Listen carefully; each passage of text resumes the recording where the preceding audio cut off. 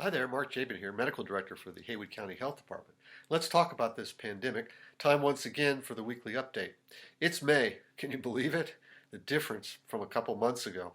The country and Western North Carolina mostly in the red back in January, vaccines just becoming available, and supply so limited. And if you recall, May is the time when we would find out where we really are since the last surge in cases. So we'll do that. Please share this with someone you care about. Around the country, cases are down. 6 states now in the red, that's down from 12 last week. 7 still in the yellow, more have moved up to the orange. And the lowest rate in the country this week? California. All of our neighbor states down this week. Tennessee with the largest decrease. And note the central part of their state back in orange. And Georgia too. But this week, notice that Georgia went from 1 to 4 counties in the red. For North Carolina, cases and deaths are decreasing. Hospitalizations are still up, but at a much lower increase than before. 14 counties in the red last week in North Carolina. That's down to 8 this week, 2 of which are in western North Carolina. 14 last week in yellow, this week up to 21. And 4 of those are in western North Carolina, including 2 with the lowest rates in the state, Swain and Graham. In western North Carolina, Cherokee County, well up this week with now the highest rate in the state. Overall, there are 4 counties up this week, Cherokee, Madison, Henderson, and Haywood. 4 down this week. Transylvania down out of the red, and Macon down still, although still in the red with the 5th highest rate in the state.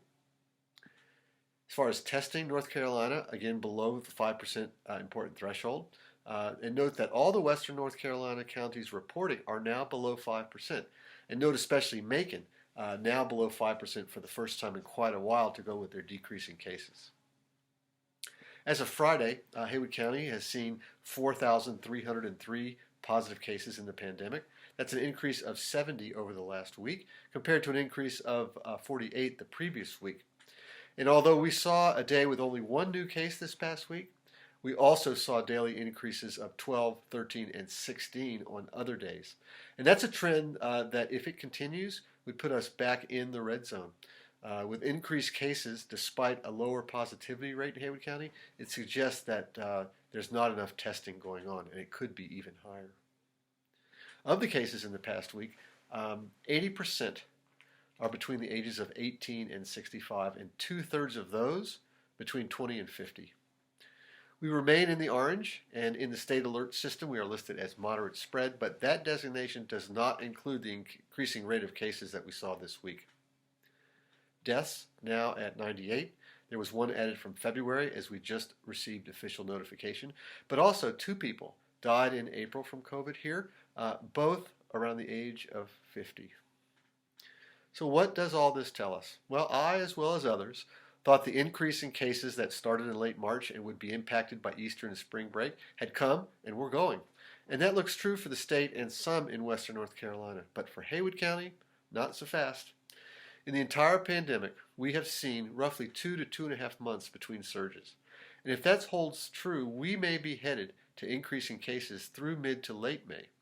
And our increases are in younger people, ages 20 to 50. None of those who tested positive this week had been fully vaccinated. You know, our aim is 2 to 3 cases per day average, new cases, less than 20 per week.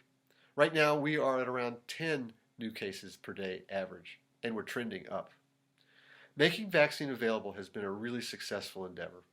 Haywood County is about 50% of the population, at least with one dose. That's around 30,000 people, and thanks to all of you who have chosen to do that. But estimates of herd immunity are more around 80%. That would take another 15,000 residents to get there. And the truth is, there is risk either way. A known clear risk if you get COVID, and a possible risk from vaccination. The question is, which has the most benefit right now for each person, and benefit for family, neighbors, and the entire community? Reaching herd immunity is what it will take to truly be able to gather safely together again. So talk with those you care about. Share the series I've just started entitled, Why Even Consider Vaccination? Support them to make a choice that's truly informed. COVID is still among us. So be well and be careful, especially right now.